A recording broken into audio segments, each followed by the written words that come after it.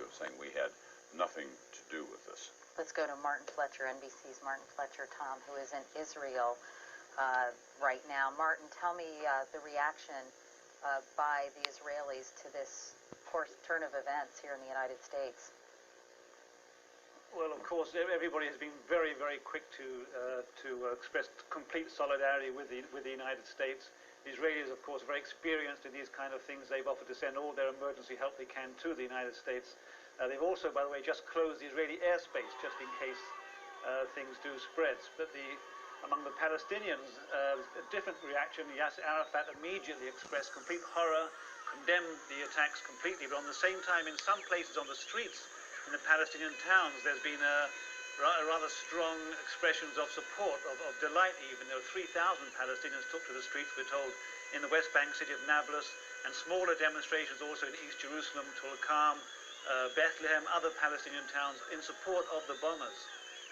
Happy of these few Palestinians at what has happened. But of course, that's just, we don't know how widespread that is, but there have been some clear support, demonstrations of support for the bombings. But Martin, we should point I out... must stress, the Palestinian leader, I should stress that Palestinian leaders all condemn totally the bombings. We should put into some perspective for us, if you could, Martin, how displeased many Palestinians are with the United States right now about their feelings that somehow the U.S. is siding more with Israeli and with the Israelis in terms of what's going on in the Middle East.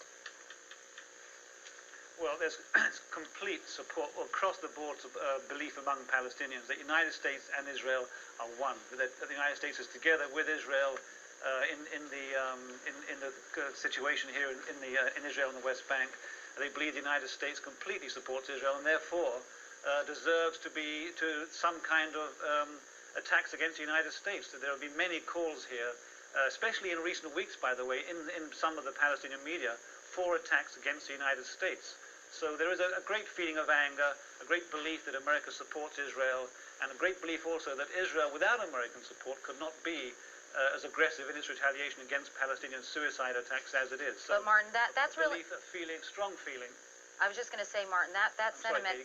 I was just going to say that sentiment is really nothing new. Has it been exacerbated in recent weeks in terms of how the Bush administration has been dealing with the Mideast?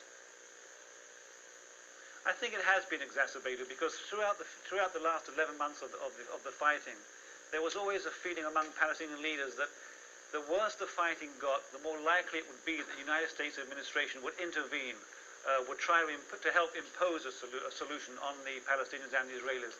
The Palestinians have always wanted an international force to get involved, believing that's the only way to really get to a solution, an imposed solution. And what they're seeing from Washington is, if anything, President Bush backtracking from that, making it rather clear in several statements from American leaders that Israel and the Palestinians should get on with it, and that until there's a real possibility of peace talks, America won't get involved. That's the belief of Palestinians.